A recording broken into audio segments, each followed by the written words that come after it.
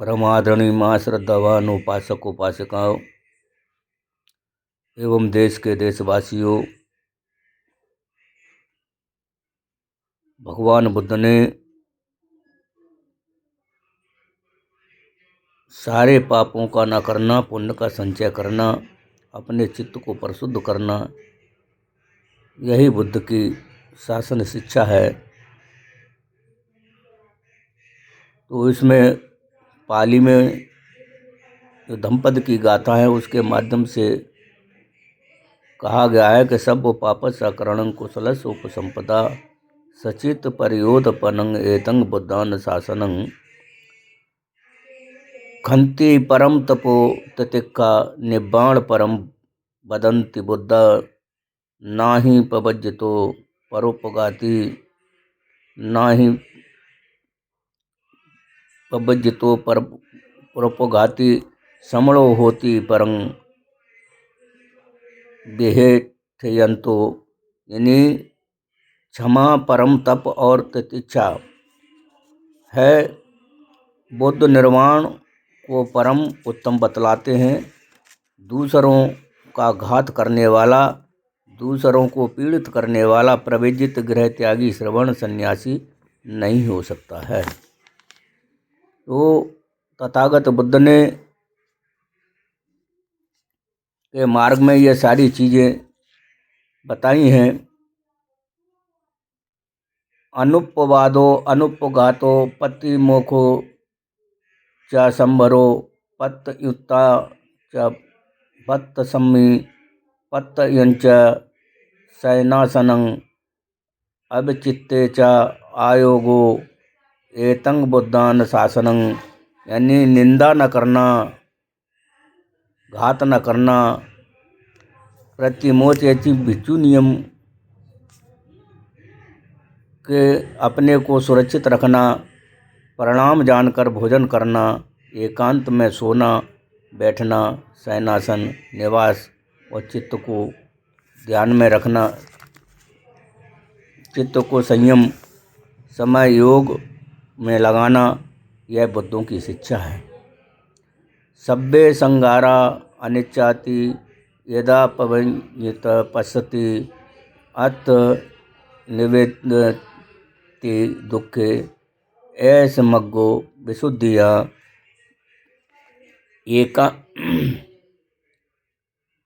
एकांत में सोना बैठना, ये सभी बताया। इसी प्रकार से सभी संस्कार अनित्य हैं, ऐसा जब प्रज्ञा से देखता है, सभी दुखों से निर्वेद विरागों को प्राप्त होता है। यही विशुद्धि निर्वाण का मार्ग है। सब्बे संगारा दुखाति यदा पश्यति अथ निवेदन्ति दुखे ऐस मग्गो विशुद्धियाँ, सभी संस्कार दुख हैं, ऐसा जब प्रज्ञा से देखता है, तब सभी दुखियों से निर्वेद विराग को प्राप्त होता है। यही विशुद्धि निर्वाण का मार्ग है। सब्बे धम्मा अनत्ताति यदा पय्याय पश्यति अथ निवेदन्ति दुखे ऐस मग्गो विशुद्धिया, सभी धर्म पंच स्कंद अनात्म है, ऐसा जब प्रज्ञा से देख लिया है, तब सभी दुखों से निर्वेद विराग को प्राप्त होता है। यही विशुद्धि निर्वाण का मार्ग है। सब्बे धम्मा अनंताति यदा पय्य पश्यति अथ निवदन्ति दुखे ऐस मग्गो विशुद्धियाँ, ये अभी आपको जो बताया है, सभी धर्म पंच स्कंद अनात्म है, ऐसा जब प्रज्ञा से देख लिया है, तब सभी दुखों से निर्वेद विराग को प्राप्त होता है। यही विशुद्धि निर्वाण का मार्ग है। इस प्रकार से तथागत बुद्ध ने यहाँ तक कहा कि ना तेन पंडितो होती या बताओ बहु भाषती खेमी अबेरी अभयो पंडितोति पबुज्यति। बहुत भाषण करने से, बहुत ज़्यादा बोलने से पंडित नहीं होता है। क्षमावान अबेरी, क्षमावान अबेरी और अभय होता है, वही पंडित कहा जाता है। नाता बता धम्मा धरो या बता बहु भाषती ओ चपम सुतबान धम्म कायन पसती सब्बे धम्मा धरो होती ओ धम्म नप मज्जती। बहुत बोलने से धर्म धर नहीं होता है। जो थोड़ा भी सुनकर शरीर से धर्म का आचरण करता है और जो धर्म से असावधानी यानी प्रमाद नहीं करता हुआ धर्मधर होता, असावधानी या प्रमाद नहीं करता वह धर्मधर होता है। इस तरह धम्मचरे सुचरितं तंग दुचरितं चरे धम्मचारी सुख सेति अस्म लोके परमच्च। यानी सुचरित धर्म का आचरण करे, सुचरित धर्म कर्म का सेवन में करे, उत्साही बने, आलसी न बने, धर्मचारी इस लोक में और परलोक में भी सुखपूर्वक सोते हैं। अत्ता ही अत्तानो नाथो को ही नाथो परोसिया अत्ताना व सुदंते ने नाथं लाभति दुर्लभं। यानी अपने ही अपना मालिक है, स्वयं ही अपने मालिक है, कोई दूसरा मालिक नहीं है। अपने को भली प्रकार दमन कर लेने पर बुद्ध को पाना दुर्लभ नहीं है। ना ही बैरन बैरानी समन्ति कुदचना अवैरन च समन्ति ऐसे धम्मो सनातनो। इस संसार में बैर से बैर कभी शांत नहीं होता है और अवैर से ही शांत होता है। यही सनातन बुद्ध का धर्म है। इस तरह तथागत बुद्ध ने की वाणी में कहा गया है, जिसे प्रत्येक बौद्धों को पालन करना चाहिए, प्रत्येक भिक्षुओं को भी पालन करना चाहिए। और जो आज देश में सनातन के नाम पे द्वंद्व मचाए हैं, क्रांति मचाए हैं, वो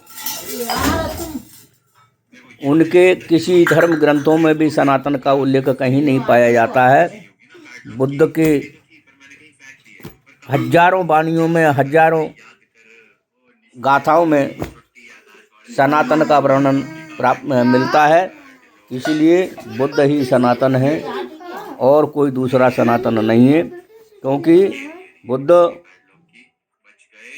की वाणी में, बुद्ध के धम्मदेशनाओं में कहीं पर भी अलगाववाद की बात नहीं है, मानवता की बात है। देश में खुशहाली और समृद्धि बनाए रखने की बात तथागत बुद्ध ने हमेशा कही है। और बुद्ध के संदेश वाहक जो भिक्षु हैं वो भी देश में समृद्धि बनाए रखने की बात करते हैं, देश की एकता और अखंडता को बनाए रखने की बात करते हैं। और जो लोग देश की एकता और अखंडता को खतरे में डालना चाहते हैं, देश में अशांति फैलाना चाहते हैं, वे लोग हैं हिंदू महासभा के लोग हैं, वे बजरंग दल के लोग हैं, वे विश्व हिंदू परिषद के लोग हैं, वे आरएसएस के लोग हैं, वो भारतीय जनता पार्टी के लोग हैं। ये लोग देश में अशांति फैला करके वही पुनरावृत्ति करना चाहते हैं जो 1947 के पहले देश में थी।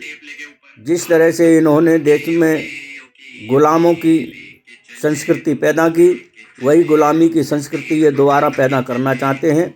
इसलिए देश के देशवासियों को तथागत बुद्ध की वाणियों पर ध्यान देना चाहिए और इनके अंधविश्वास और पाखंडवाद से दूर होकर के इनके साथ खुला मुकाबला करें।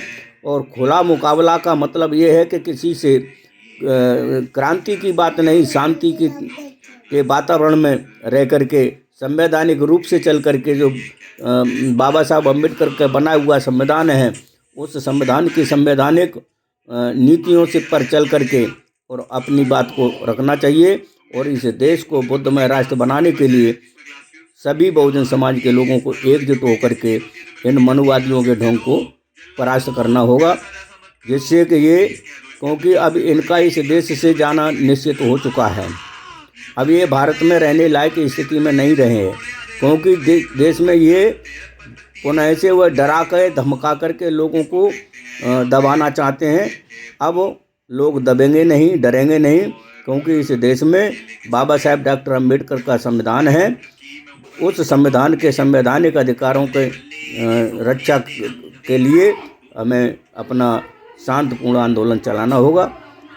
ऐसी बात में रखते हुए आप सभी से अपनी वाणी को, आप सबके बीच से मैं अपनी वाणी को समाप्त करूंगा।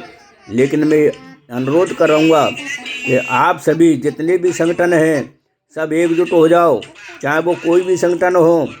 अगर आप चाहते हो, बाबा साहब डॉक्टर अम्बेडकर के संविधान को बचाने की बात करते हो, तो संविधान को बचाने के लिए एकजुट हो जाओ।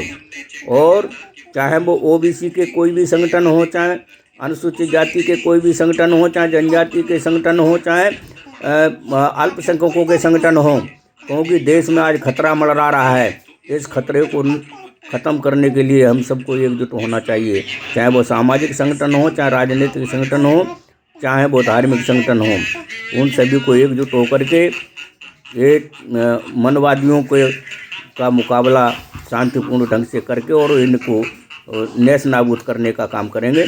ऐसी बात रखते हुए मैं अपनी वाणी को विराम देता हूँ और आप सबको जीवन की कुशल मंगल कामना करता हूँ कि आप सभी कुशलता से रहें, क्षेम से रहें और सभी निरोगी हों।